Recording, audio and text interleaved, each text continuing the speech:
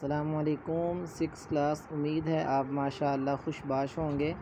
अज़ीज़ तलबा, कल हमने ये लेसन पढ़ा था सुल्तान शमसुद्दीन अल्ततमश और उसके कुछ सवालात हमने नोट किए थे। आज अल्लाह के फजल करम से अगला टॉपिक है रज़िया सुल्ताना और इसके कुछ सवालात हैं। शॉर्ट क्वेश्चंस आपने अपनी नोटबुक पर लिखने हैं और इसको मुकम्मल याद करना है। रज़िया सुल्ताना 1236 था 1240, सिर्फ 4 साल हुक्मराना रही है। रज़िया सुल्ताना सुल्तान शमसुद्दीन अल्ततमश की बेटी थी। ये सलातीन के ओहद में, सुल्तानों के ओहद में रज़िया सुल्ताना पहली ख़तून थी जो तख्त पर बैठी। आपने भी अपने ज़िंदगी में सुना होगा बेनज़ीर के बारे में, जिसने पाकिस्तान में हुकूमत की। और तो तारीख़ में ये पहली मुसलमान ख़तून और थी जो यानी कि तख्त पर बैठी इन हिंदुस्तान के सलातीन में, हिंदुस्तान के सुल्तानों में।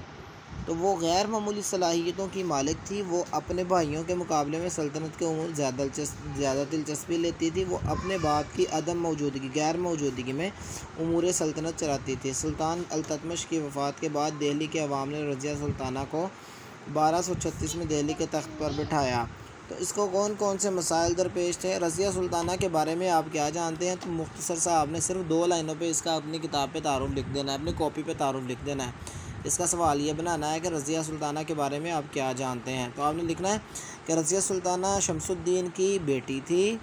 वो सलातीन के ओहद में पहली ख़तून थी जो तख्त पर बैठी। वो गैर मामूली सलाहियतों की मालिक थी, जिसने 1236 था 1240 अपने बाप की वफ़ात के बाद हुकूमत की। बस ये आपने रज़िया सुल्ताना का जो तारुफ़ है वो लिख देना है मुख्तसर सा।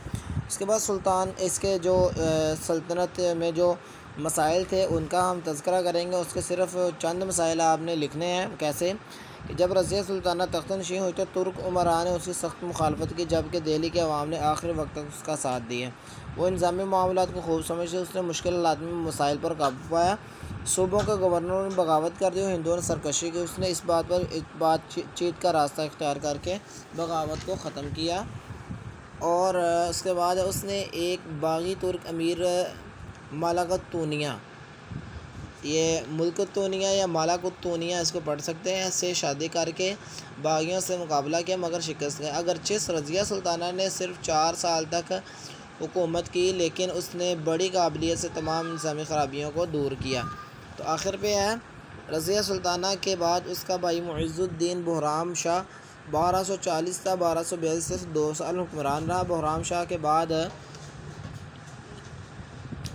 रुकनुद्दीन का बेटा सुल्तान मसूद तख्तनशीन हुआ।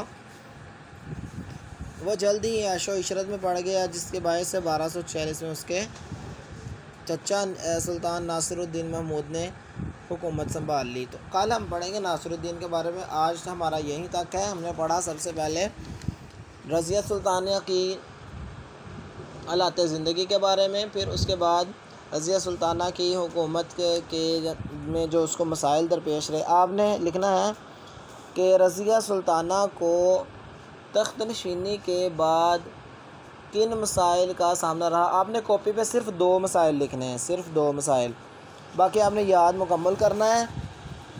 ऊपर आपने रज़िया सुल्ताना का एक तारुफ लिखना है और 2 मसाइल लिखने, सिर्फ 2 सवाल अपनी कॉपी पे लिखने हैं, बाकी आपने मुकम्मल याद करना है। अस्सलामु अलैकुम।